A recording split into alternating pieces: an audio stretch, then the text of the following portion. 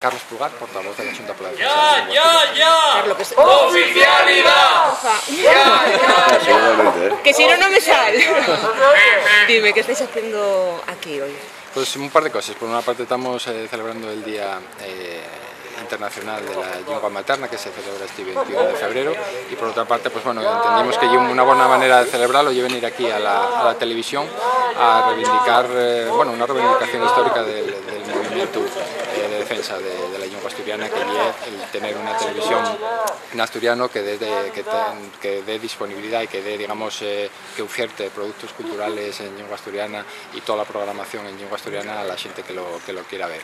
Y entendimos que una buena manera de hacerlo era venir aquí a la puerta de la TVA.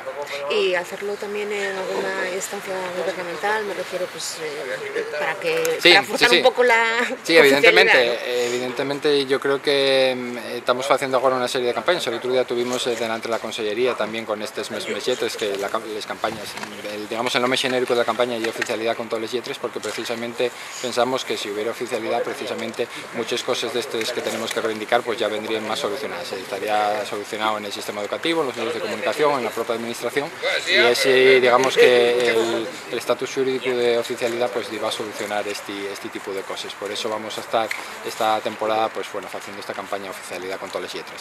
Y aquí, después de manifestaros aquí, vais a entrar en una Sí, vamos. ¿Qué es lo que reivindicáis ahí? Bueno, pues fai un pouco un recuento eso. Primero fai eso, la conmemoración, o fai referencia a ese 21 de que é el Día Internacional de las Lenguas Maternes, y después pues bueno, cuenta un poco cómo es el tratamiento de la lengua en otras televisiones a nivel europeo y tal, y precisamente fai referencia especial a lo que es la programación infantil, que tiene un tratamiento muy avanzado en todas las televisiones que tienen lengua propia, porque resulta fundamental para la transmisión generacional del idioma.